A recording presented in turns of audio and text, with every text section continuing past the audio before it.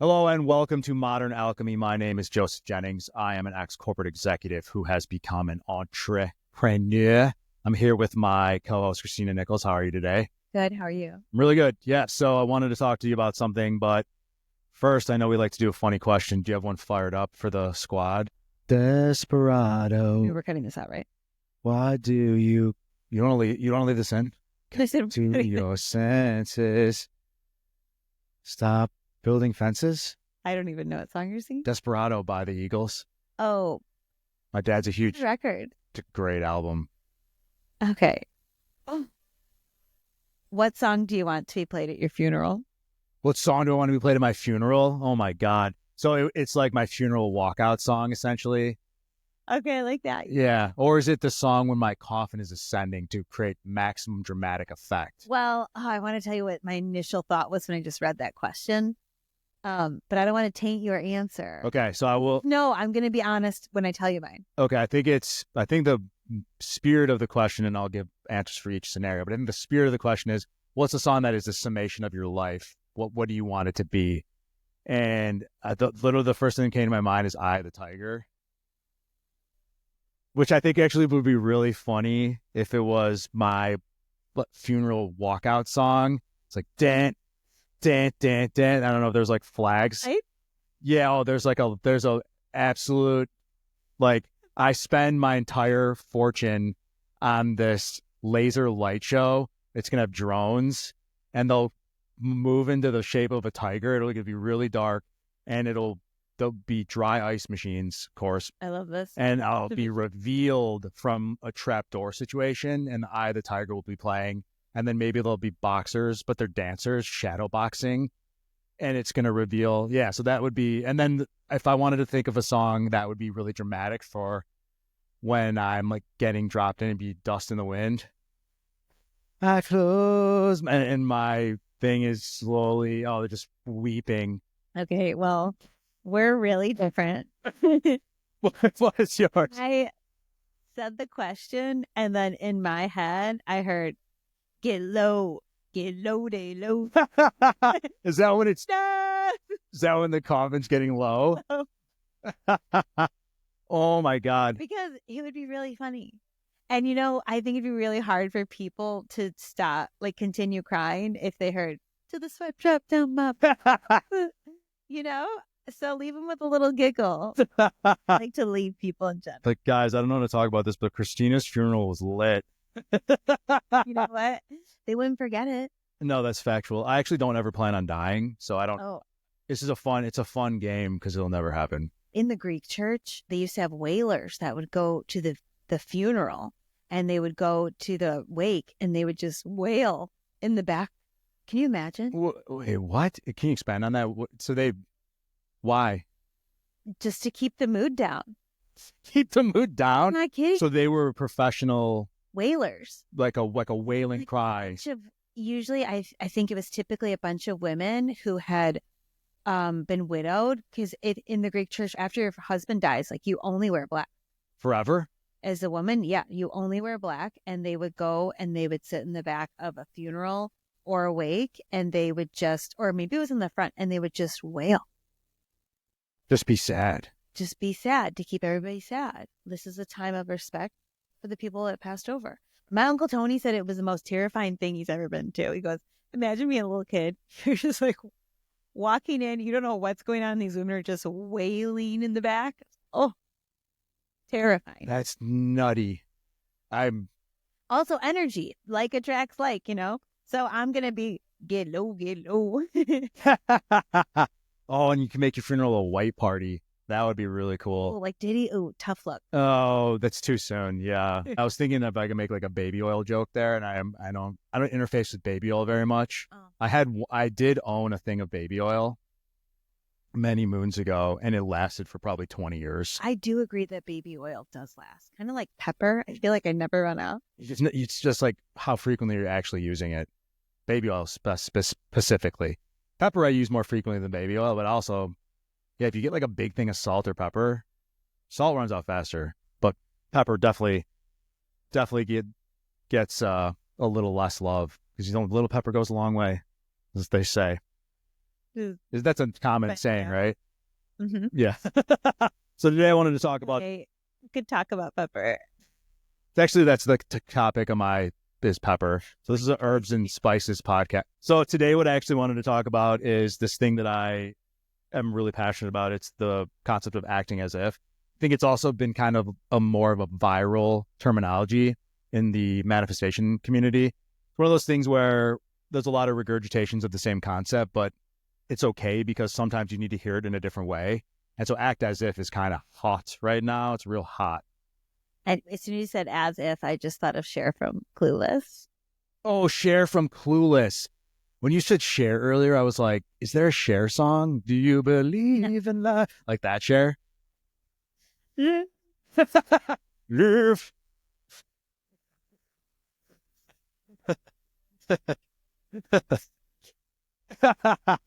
She does have that kind of like where you come from Really does. the diaphragm or the belly. Yes, thank you. That was really funny. No, I was thinking of Cher from Clueless, but as if, I totally agree. So this idea that if you are it, you will get it, you will be it, Yeah, attract it. I love that, and I think a lot of it is. You've heard the term "fake it till you make it." Yeah. I think it's a better way of looking at "fake it till you make it" because "fake it till you make it" implies it's insincere, whereas acting as if you are kind of faking it. Let's be honest, but it frames it in a way where you're going, well, I am going to act this way when I am at the level that I want to be at. So why don't I just start acting like it now? Yeah, it gets you attuned to this idea and this feeling and this new emotion, and then you get used to it, and then you don't have to fake it anymore. It's strange how that works, but it really does because behavioral is essentially habits based on your thoughts. So if you can change your behaviors, you probably will also influence your thoughts. But really the big part of it is you're going to change. I talk about changing from the inside out. I like a hybrid model of that where acting as if allows you to think of your ideal self, think as your ideal self, and then act as your ideal self simultaneously. So you're kind of guessing in the action stage because you don't really know, but having inspired thought, once you reprogram your mind, makes it easier to have these actions because we just want to feel a certain way. So acting as if is a really good way to bridge the how do I get to the real. You don't want $1 billion. You don't want the perfect partner. You want the feeling that having those things is going to make you feel. Yeah. And when you can harness that feeling for a long time. Oh, everything goes back to like frequency and resonance. I think quantum physics just keeps popping in with each one of these ideas.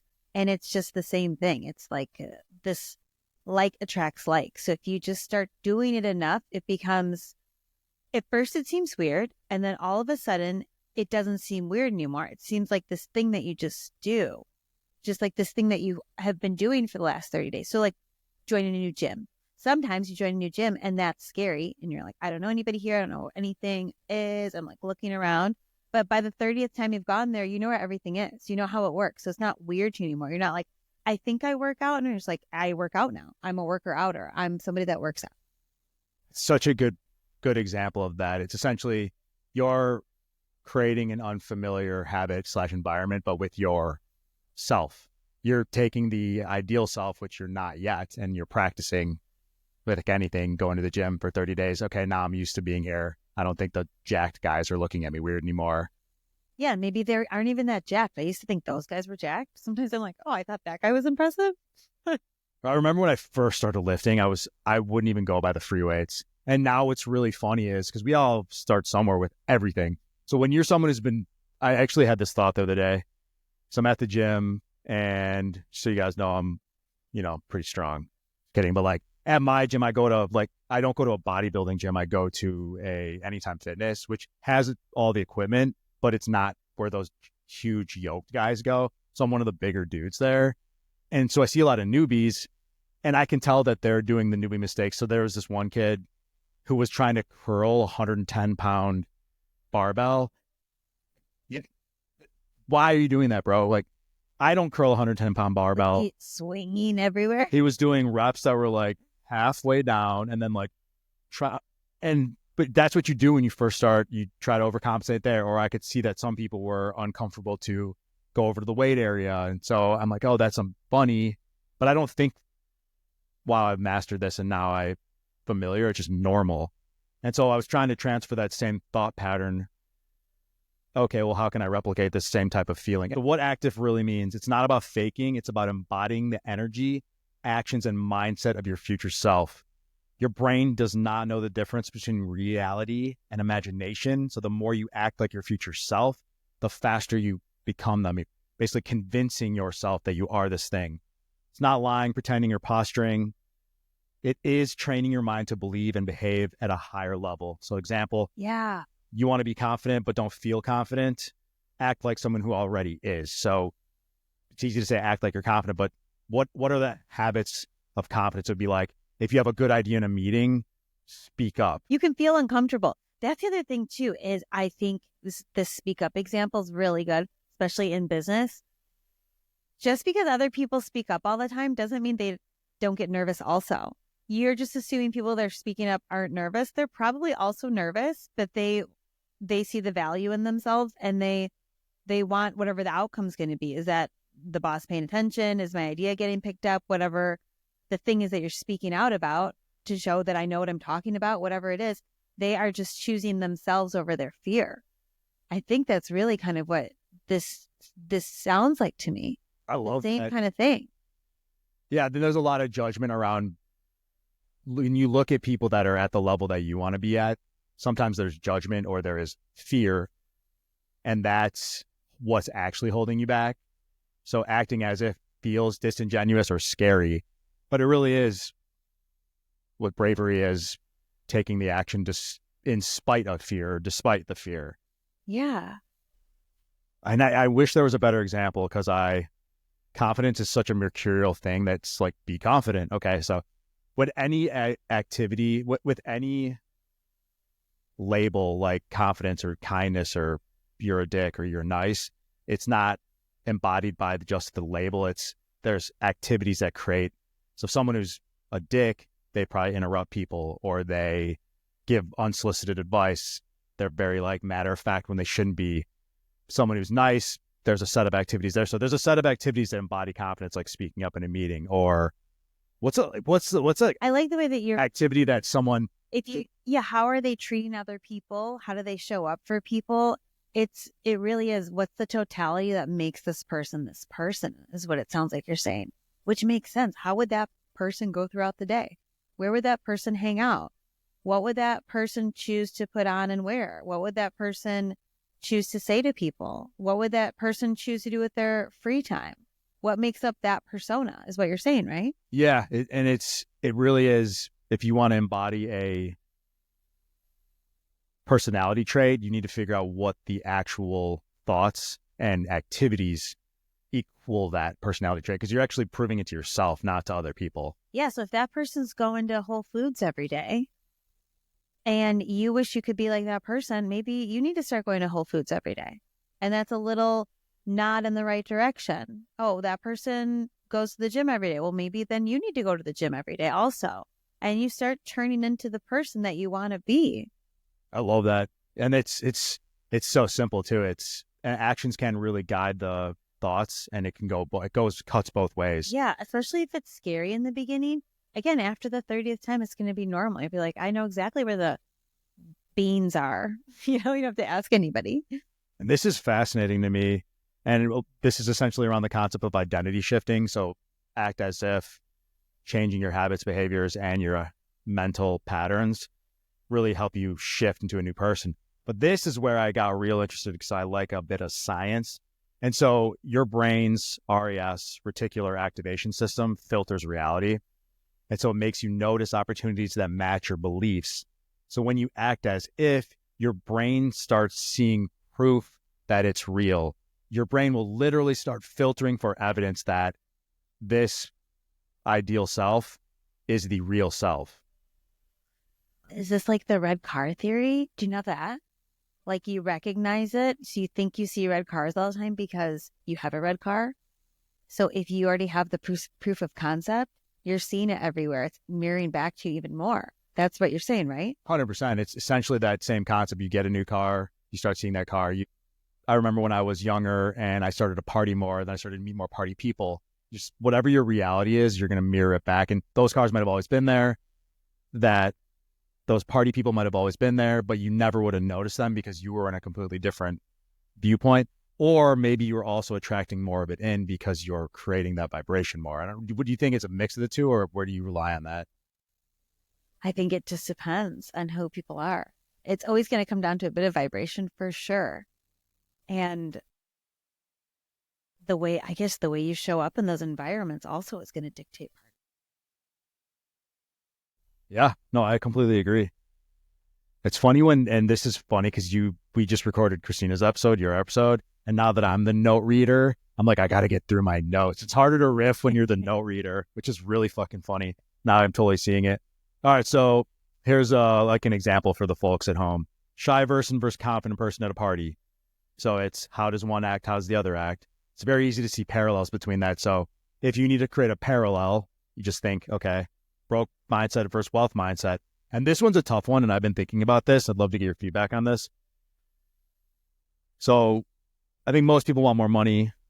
Not everyone, but most want more money. And if you want a lot of money, a lot more than you have, you're going, well, how do I create this ideal self that has all this money if I can't afford what I would do when I'm my ideal self? So I created this concept of being the frugal billionaire, where you know you have a lot of money and you know you can buy things, but you're like, I don't need that. I'm like, I'm not going to buy that because like I could have it. I don't care. So I'm trying to channel that where it can help me feel like the wealth level I want without having to then get to a point where I'm like, oh, but I can't actually afford that. And what are your thoughts? I'd love to understand how you... Worthiness. Okay. It's just like not feeling worthy to spend the money on the frivolous things. Even though you couldn't afford it, you're not actually doing it. So you still don't feel worthy of it. So how do you get in a mindset if you're trying to be an ideal, let's say your ideal self has 10 times more income than you have, but then you can't actually when I would do those activities. Remind myself whenever I spend money that like, I want to spend this money. And like, I'm not worried about this money and what's going to be behind when I spend this. I'm not going to be worried about this $10 because I'm confident more money is going to come in. I'm not saying to go run around and be an asshole, spend all your money and rack up your credit cards. It's not like that. It's showing excitement and worthiness in the payments you're already making. So when you make rent, like, oh, I have to make my rent. It's all my money. My bank account's going to be empty.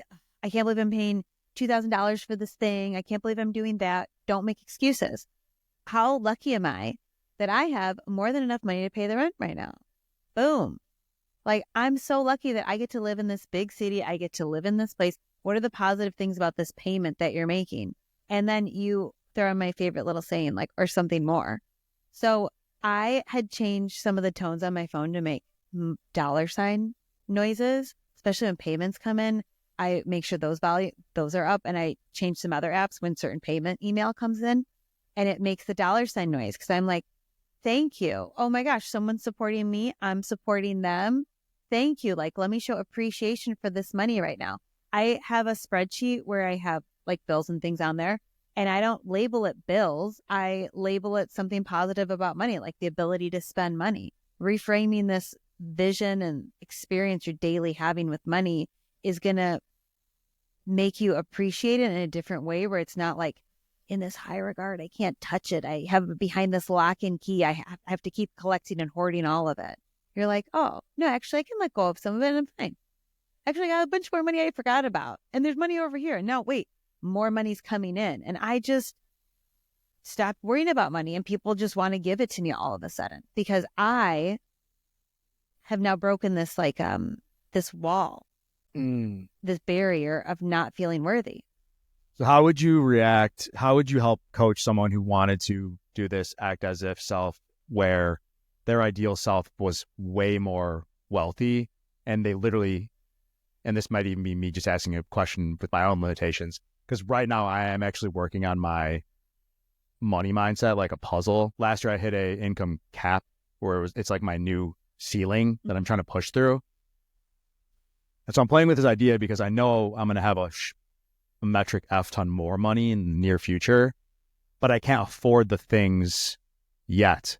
So how do I play with that where I act as my ideal self, but I don't have the actual resources yet to afford the lifestyle that person has. You need to get outside of the consumerism component of it.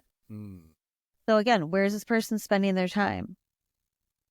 Who does this person surround themselves in? How does that person, the easiest thing, what does that person do when they're at home alone?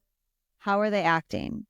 How's that guy going to act? Is he going to just sit on like a potato and stare out the window? Is he going to stimulate his mind? Is he going to move his body? Is he going to feed himself well? Is he going to feed his brain? How is he showing up? Because that guy probably has a whole regimen in his day, this Mr. Success, right? He probably just isn't sitting like a potato on the sofa. So that's what I would think about. I'd start there. Okay, that makes sense. So essentially, you can embody the vast majority of that ideal self, and it doesn't have to also be the part where you're going and spending money that you don't have yet. Yeah. Because it literally has nothing to do with money. Yeah, the internet has a million free resources. So if that guy's reading certain kind of books, you could probably find people that have wrote blogs about those books. Maybe you can't afford the books. What can you do to take the steps that this guy would be taking? Because then all of a sudden you're going to see opportunities in your actual life open up like opportunities in that guy's life would open up because you become that guy. You've now embodied him and now you're slowly creating that environment around you. This is why people make vision boards and they go through magazines and they cut out things and they put them in front of them because they want to look at them every day and they want to remind themselves of what the goal is. So you're creating a real life vision board in the activities that you are doing on the day-to-day. And I really like that you've helped me reframe this. So I want to go over some famous people that use this and we can kind of, and last thing. So you put me on Higher Up Fitness, or is that what it's called? Higher Up Wellness. I don't remember. He's a TikTok guy. You guys probably know what I'm talking about. Oh, Higher Up Wellness, I think. so.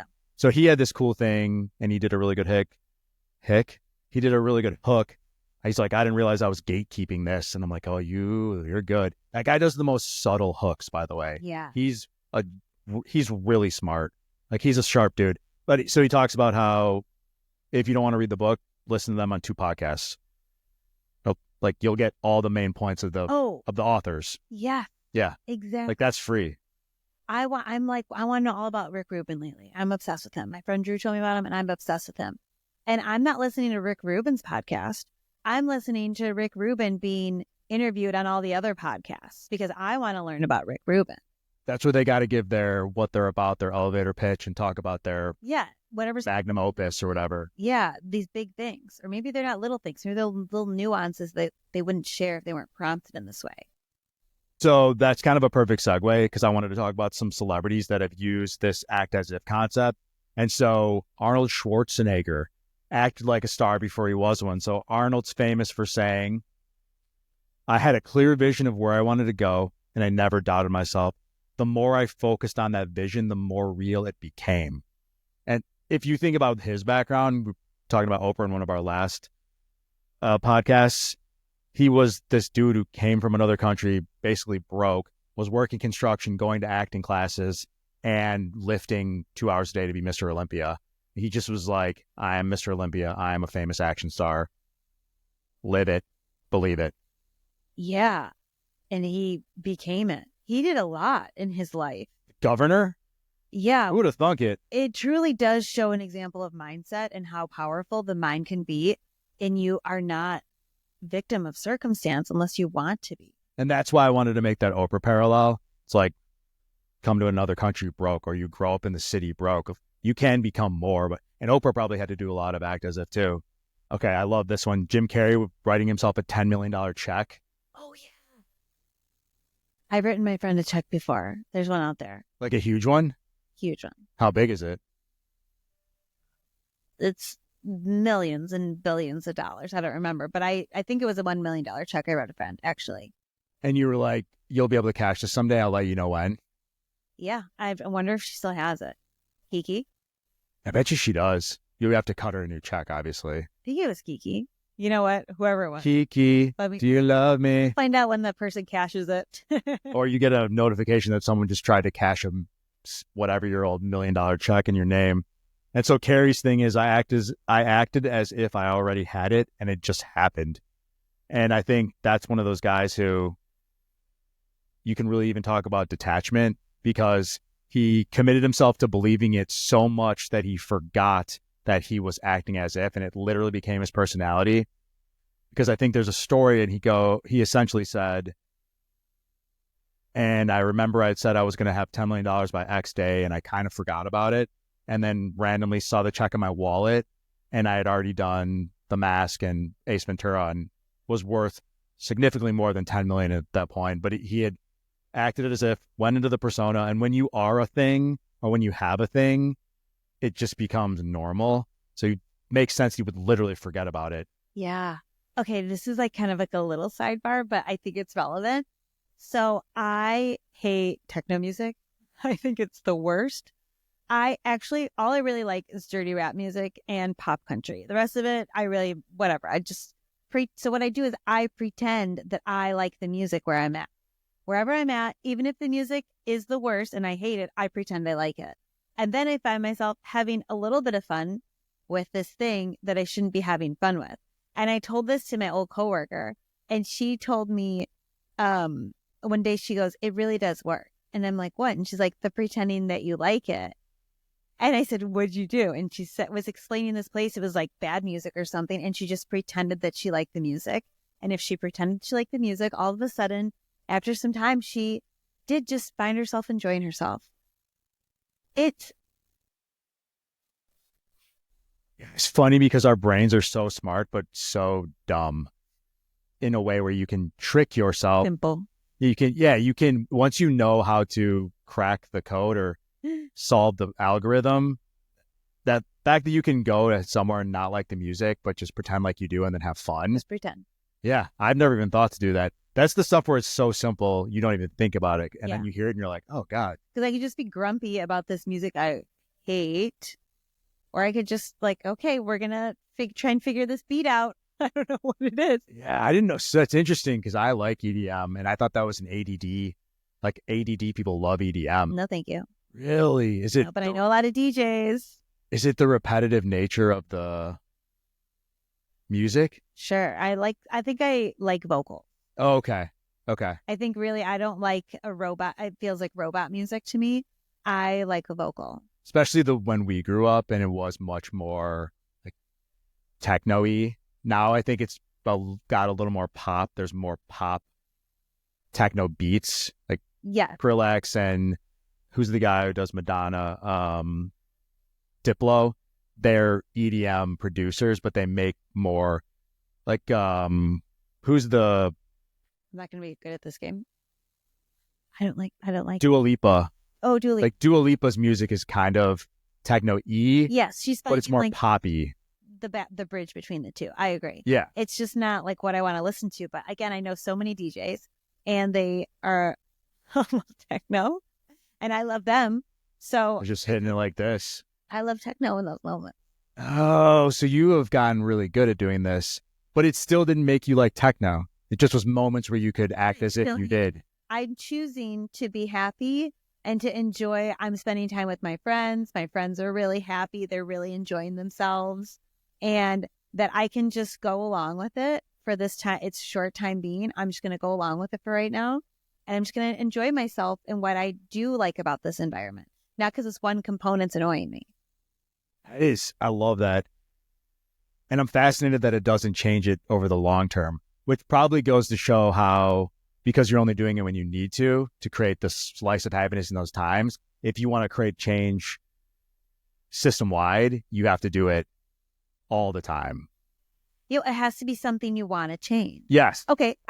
Great idea. Olives. And then my friend Shayna said she just kept eating them. And then one day she liked them. And I said, okay, I'm going to try this. And I kept eating olives. And then one day I just liked them because I wanted to like them. Is that because you're Greek and you felt it was some way sacrilege to not like olives? Italian, it's weird that I didn't like them, but now I love them. I love olives. Yeah, give me the bar. Let's go. Actually, in the black ones are the Kalamata. Mm-hmm. They're my least favorite ones. Get out of here. Great in a salad. Yeah, but they're the least olivey olives. You know what I mean? Like the green and the brown ones have got more of that briny oliveness. I'm like, yeah. But I hate blue cheese olives. Actually, I'm not a big fan either, but blue cheese is one of the things I don't eat. I don't care for blue cheese. I don't mind it on a wedge salad. It makes me feel fancy. Yeah, I guess. I just don't prefer it. Yeah, I'm a ranch guy if I have to, but I don't like stank cheese. All right, so we got the final one. This guy's a little controversial, but I don't think anyone can doubt that this is someone who 100% faked it till he maked it or acted as if. Conor McGregor, huge ego, became the champ in his mind first. He's super short. Short guy, skinny, covered himself in tattoos, broke as a joke, was on public aid, whatever they call it, Europe or Ireland, where he's from. Became a UFC champion, visualized himself holding the belt, walking on the arena, winning fights. I mean, if you saw him from day one when he started to become more famous. Wasn't he from Belfast? Oh, I don't. He's from Ireland, yeah. Don't quote me if it's not Belfast. That's in Ireland, right? Yeah. Yeah, he's from Ireland. Area. Like the hood. He's from like the hood in Ireland. Belfast are special people. Like barely had enough money to do anything but train. So yeah, I mean, the media thought he was arrogant, but he wasn't just talking. He was aligning his actions, thoughts, and energy with the success before it came. And so that's actually an example of, if you want to take it to the extreme, you could become a caricature of your ideal self. What are your thoughts on that? Yeah, he is kind of a caricature of himself. Actually, when I think about guys trying to be tough, they're a bit like that also. Mr. T comes to mind with all the chains. You know, he becomes a bit of a spectacle, but it's an intentional spectacle in all the chains and his hair and his style. Like, he wants people to look at him, or people that get covered in tattoos. You know, that is also making a statement. I've always find it, now that I'm older and I understand how actually tough it is to put yourself out there in an aggressive way, people that are comfortable not being annoying, but kind of a caricature. You have to be kind of a caricature to stand out. And if someone can get confident enough to be out there and weird and be willing to be judged, I don't think that they're bad. I'm like, good for you. I used to be like, what is this fucking guy doing? Yeah. But now I'm like, good for you, bro. Or yeah. girl. It is impressive. One time I was on a flight and the guy behind me, he looked like he went to the Versace store and he was like, can I get a bunch of stickers?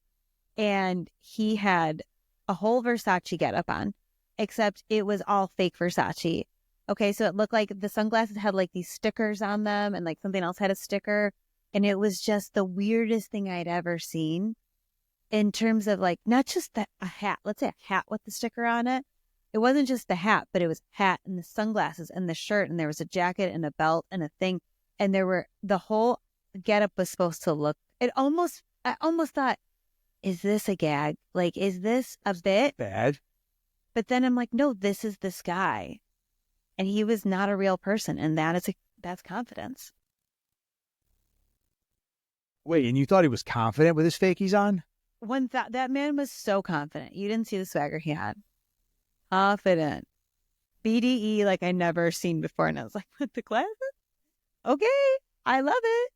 I love it. Please. I wish. See, he's mirroring to me how unconfident I am. That guy's confidence to have on his Versace on instead of his Versace is so confident, and I'm not that confident. That's a perfect mirror image of where I'm insecure. I could never do that. And you're also coming from the frame of, I could never have this swagger knowing I was wearing fake designer clothes. Yeah. So right. In your face, obvious. Yeah. Yeah. And not this guy. Do you think the fake designer clothes made him feel confident? Yes. Like he didn't know people knew? But by the way, irregardless, ignorance being bliss. Yeah. If he thought other people thought they were real, yeah, and it made him feel confident, that is actually what matters more than the frame that you're saying, because you would know. Totally. I'm the asshole. Yeah. Well, you weren't an asshole, but you know what I mean. No, I'm saying yeah. The two of us, I'm the asshole. I'm the one that should really work on how I'm presenting. Who cares? This guy's like, I'm great. I do notice when I travel, I see the people bring out the nice brands. I travel I'm comfy. But when I was younger, I would make sure I had my nice stuff on so everyone could see. Yeah, I don't necessarily put nice stuff on, but I always dress cute. I try to wear like a dress or a cute little outfit. Oh, nice. Like okay. how they used to dress up for a flight. Yeah. Like let's go. Let's go. We're traveling. Let's put your Sunday best on. Yeah. Okay. I like that. See, all hundreds of these people may as well look cute. I love people watching at the airport. So yeah. All right, let's see what he said. I think he had a quote. Did he have a quote? Sorry, that was a tangent. No, that was a good tangent. UFC champion. No, it didn't give us a quote. He's a tough guy. I didn't realize how small he was, and so to even be as tough as he is, yeah. Oh, he does have a quote. I'm reading it off of my copy and paste from ChatGPT, just this particular part, and there's something that's in parenthesis. I'm like, well, how am I supposed to add to that? It says points at head. So Conor McGregor went, if you can see it in here. Of course, I didn't read the second part. Say it again. You found the quote? Yeah, I found the quote. So if you can see it in here, your head, points at head, and you have enough courage to speak it, it will happen. And I mean, dude, that guy's caricature self, you got to be courageous. Even if you think he's an absolute clown, could you imagine yourself acting like that? The amount of courage you would personally, or I would personally need to have to act like that in public. I'd be unstoppable. Unstoppable. And then feel and who knows, maybe he did go home and feel weird, but he still did it. And I don't feel like that guy doesn't feel shame though. No, I'm sure he doesn't either. But that's like confidence inside like that. It radiates. When you meet someone who has BDE like that, this like true confidence, you can feel it off them. They don't even have to do anything. They can just exist. To think that we don't feel each other and whether someone's being true or not, you'd be lying. And then to think that you don't know your own self versus what you think is true versus not, now you're really lying. Like, we know ourselves so well. So like, give yourself a chance to be its best. Give yourself a chance to think more highly of itself. Give yourself a chance to fake it a little bit. It can't hurt. What do you have to lose? Like, what do you literally have to lose right now by just being a little happier for a second, or treating yourself a little nicer, or acting like the person you want to fucking be, like a little clown? Who cares? Yeah, I love that so much. And that example is really making me think, if you were your ideal self, and choosing the metaphorical you, like I would give so many less fucks. I would give so less fucks about what people thought of me. And I probably would act so much weirder, not like a weirdo, but like just be my goofy. It's like when you're at the level that you want to be at, you just stop caring about all the things you think you care about. Yeah, I've been telling you that for years. You should let that go. I've gotten better with it, especially because I'm focusing on a couple specific things, which is confidence, which is so ethereal. But it's, okay, where are these moments where I can show up and prove to myself that I am confident? And then when I do it, I get good responses externally. So I'm getting the good validation pieces. And it's like rewiring this thing in my brain. And then the money is the next thing that I'm working on, is my money mindset. That's always been a weird one for me, honestly. And so, I don't know. You're not alone. What are your best strategies for that? I know you kind of mentioned some stuff, but I think money is probably the thing that people struggle with the most, because it radiates through almost every transactional thing, everything that is surrounded by our just basic survival needs. Yeah, that's kind of like food and money is the same. Yeah. It's the same principle. Same tier of things that you have to have. Like, you have to eat food every day. So if you have a struggle with food, it's like, I have this thing that I need to do 3 times a day. At least that's what people tell me I need to do. And I don't know if that's right. So it's the same thing with money. Like, you just need both to survive, I guess is what I'm trying to say. Yes. So when it comes to the money mindset stuff, I think, what directly is the question? Just reframe that a bit for me. Yeah, it's tough because there's so many facets to it. It depends on, I guess what the reason I'm saying that is, like, you would have to dissect, where is this person coming from? What kind of mindset do they have on money, and where can they tweak things? So the advice that maybe I give for a scenario that's like yours could be different to somebody else's. And I don't know that there's a blanket statement on changing the wealth and money mindset. I think starting with how you treat money and how you view money would be the number one thing. Desensitize yourself so that you don't have a visceral reaction when you talk about money. If it makes you super uncomfortable, get comfortable with the idea of money. Get comfortable with the idea of talking about money. Get comfortable with the idea of spending money. Figure out like how you would spend money throughout the day. If you are too comfortable with money, now you have to do the opposite. Get uncomfortable with money. Maybe don't spend it all the time. Maybe second guess where you're going to put it. Maybe see if this really is giving you value. So whatever your bad habit is with money or your struggle, I would start to do the opposite of that almost. That's a perfect segue. My issue now is starting out as an entrepreneur. I'm not making nearly as much money as I was when I was working in corporate America, kind of as an executive. And there's these things that I want, but I want to be frugal. So I'm in this place where I'm thinking to myself, you need to conserve your resources. But then I worry if I'm too conservative, I'm not treating money the way I would treat it as my ideal self. Yeah. But I also don't want to blow my money. Where are you spending your money? So this is a great example. Where are you spending your money? Are you spending your money on shit you don't need? Yeah, then that's not a good idea. Are you spending your money on something that's an investment for your future? And by investment for your future, I don't mean like a Porsche. You know, I mean, let's say you don't have a laptop. You need a laptop, but you're like, do I really need this laptop? Well, what's the laptop going to do for you? What is it going to provide for you? Okay, the laptop, maybe I can fix my resume and I can go look for new jobs. Maybe the laptop helps me stay connected to people. Like, is it going to be beneficial for you in the future and the best possible you? Then yes, invest in you. But if you're choosing to not invest in you, you're not saying I'm worthy. And if you're choosing to not invest in yourself, you're also saying like, I can wait, and you're pushing things off. Like, allow goodness to come in for you. So you can still be aligned with spending when it's value for value. So you can be more discerning and less frivolous on wants, not needs, but things that are going to actually help you get ahead. That's where you need to reframe the money mindset in those scenarios. Yeah, if you were a business and we said, okay, Joe, your business can only survive for 6 more months, what are you going to do? Would you just keep operating and spend less and squeeze out of the business everything you could get? Or would you say, all right, we only have 6 months of money left. Let's take half of that and invest it back in. Maybe we're going to get some marketing. Maybe we're going to advertise somewhere. Hire a sales guy. We're going to hire another person to help us. We're going to extend our hours. What can we do right now to invest back in ourselves? Because we only have 2 options.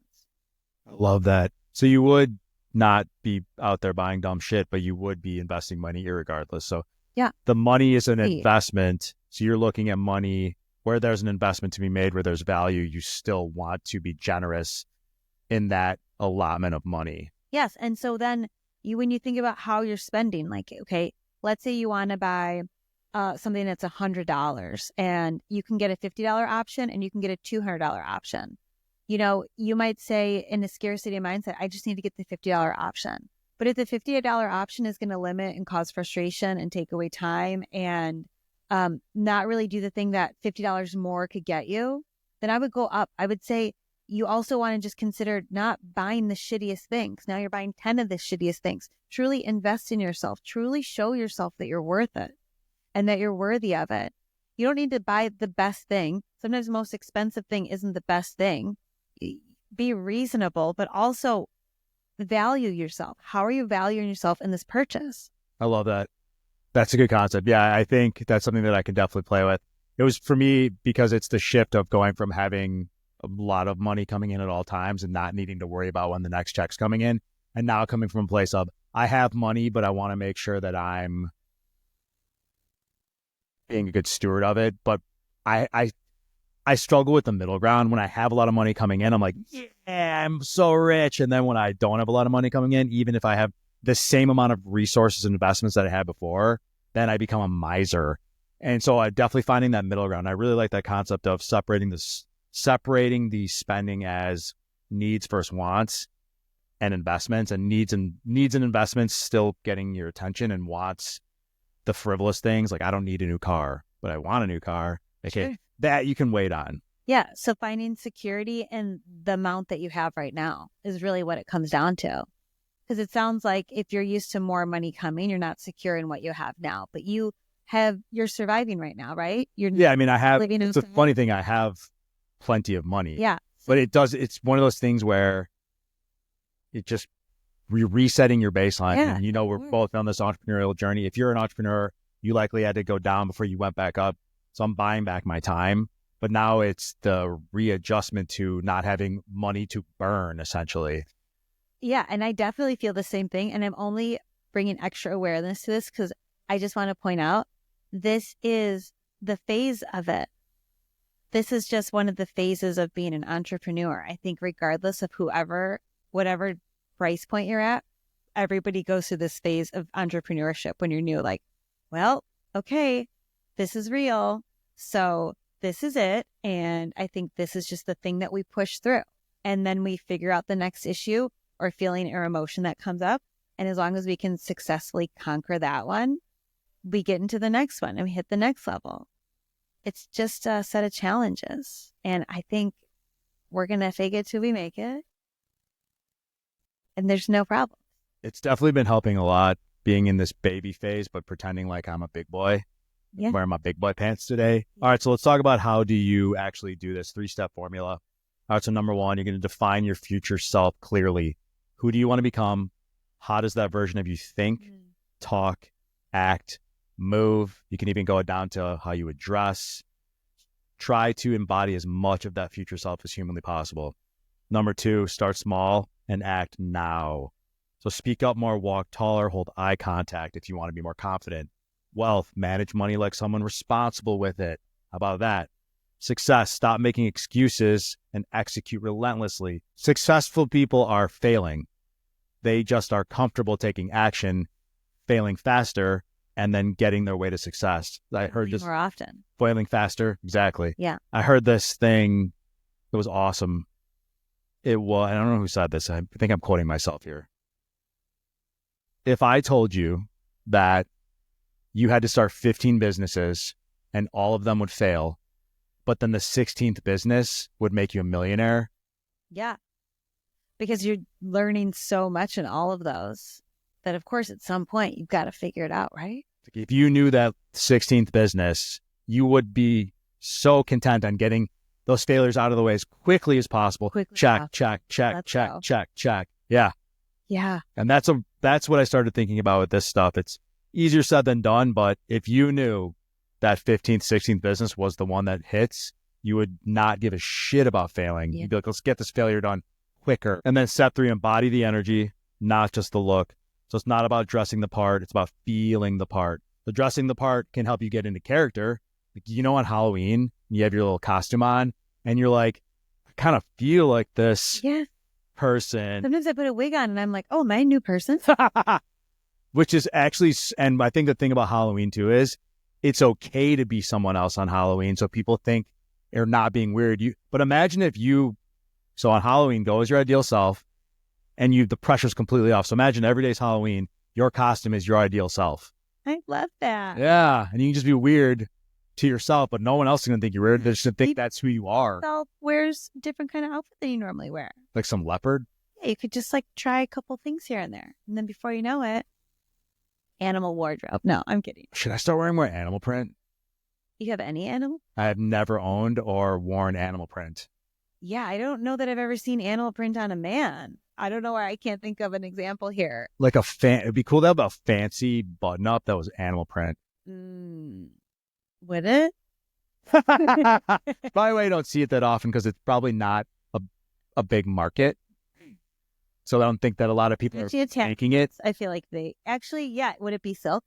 Maybe we could find this. Oh. Silk sounds nice. I do have one silk shirt. That's animal print? No, but it's too big because it's those dad shirts that are really nice, like those Time of Bahama style shirts, but they're made for a guy who has an unflattering figure, so they give him a lot of room. There is a lot of room in that. Yeah, they're very comfy, but they look like shit. So it's not about dressing the part, it's about feeling the part. People respond to your energy, not just your words. And so I think especially with generations nowadays, I think people were much more swayed sheerly with words. But I think because we've had to build this skill of sensing authenticity, and I think that's innate in most people, but especially now because there's so much bullshit out there, authentic energy is something that people really resonate with. Yeah, I speak to it all the time. I try to remind all my clients, everybody, it's authenticity. That's the thing we need to be focusing on. People can feel when you're not being authentic. They can smell it a mile away. So you're not really fooling anyone. Yeah, what do you think that is? Because I think people that are being inauthentic think they're getting away with it. I think they're afraid to show who they really are. I think maybe they're afraid to just show parts and sides of them because of judgment of other people. I have this thing. I used to go to therapy for many moons. Now I don't need to. I've graduated. So I have a certificate. Good job. Yeah, I'm healed. No, I do other modalities, not therapy is a good modality. There's other ways to work on yourself. But I used to work on this thing constantly called social perfectionism. That's what I called it. And it's this theory of wanting to be perceived as perfect by others. And I would beat myself up. So, and it was really more with people that I actually cared about their opinion. And so like family members, I would be like, oh, I think they misunderstood how I said that. And that would bother me for like months, just the dumbest shit. And people, number one, even if I did say something weird, wouldn't be upset because they care about me. And then sometimes it would even be strangers that I deemed, but it was this social perfectionism, especially starting posting on social media and stuff. You want to make it seem like you just got it all together. And if you're not like crushing it, but you're pretending like you're crushing it, that is way worse than being authentic and just being relatable. Right. Oh, yeah. I think a lot of people have this. I've seen so many of those memes on the internet that make jokes about overthinking something you said 15 years ago. And I think I just say this to normalize it for you. I think a lot of it is my assumption of what I think they're going to feel. And it's probably way off from how they actually felt, if felt anything at all in those scenarios. And just to wrap this up, so, just want to make this big point, like, don't wait till you're ready. You'll never feel ready. Don't focus on your external image. You really want to focus on the internal shift. External can help the internal, but that's going to be where you want to end up. And then number 3 is like, stop overthinking. Just do it. Get as much as you need to know, however much data you need, and then start before you're ready, because you're never going to be ready. Yeah, never. Awesome. Unless you fake it. Yeah, unless you fake it, right? Well, guys, thanks so much for watching. Have an amazing day. Bye. Peace.